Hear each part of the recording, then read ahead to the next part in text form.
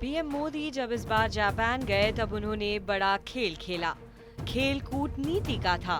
दरअसल जिस Solomon island को लेकर चीन बड़े बड़े दावे करता आया है और ये कहता आया है कि सोलोमन आइलैंड के जरिए वो अपना दबदबा और बढ़ाएगा, वहीं अब चीन उन दावों से पीछे हटता हुआ दिख रहा है। जी हां, चीन के विदेश मंत्री वांग यी ने कहा कि सोलोमन आइलैंड में सैन्य अड्डा बनाने का चीन का कोई इरादा नहीं है।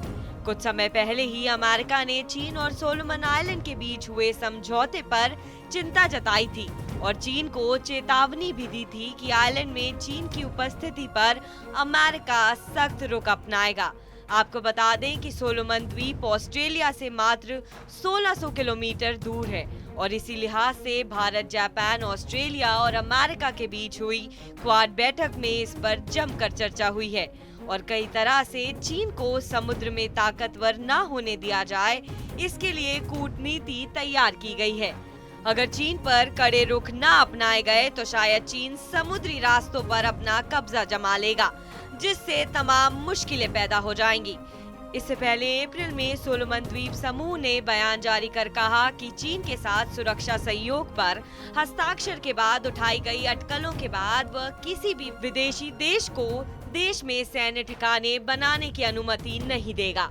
इसके अलावा सोलोमन द्वीप ने बयान में कहा कि सरकार सैन्य अड्डे की मेजबानी के सुरक्षा प्रभाव के प्रति सचेत है और इस तरह की पहल को अपनी निगरानी में होने देने में लापरवाही नहीं करेगी। सोलोमन द्वीप ने ये भी कहा कि चीन को देश में सैन्य अड्डा स्थापित करने के लिए आमंत्रित नहीं किया गया है।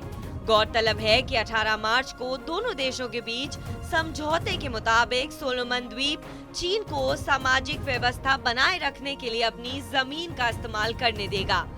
समझौते के मुताबिक चीन के अनुरोध पर सोलोमन द्वीप पुलिस और सैन्य कर्मियों को अपने देश आने की अनुमति देगा। इसके अलावा दोनों देशों के बीच हुए सुरक्षा समझौते के मुताबिक चीनी नौसैनिक जहाजों को लॉजिस्टिक सपोर्ट के लिए सोलोमन द्वीप के इस्तेमाल की अनुमति होगी। समझौते में ये भी कहा गया कि दोनों देशों के बीच आपसी समझौते में कोई तीसरा देश हस्तक्षेप नहीं कर सकता।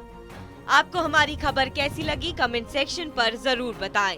देश और विदेश की तमाम बड़ी खबरों के लिए आप देखते रहिए TV9 डिजिटल।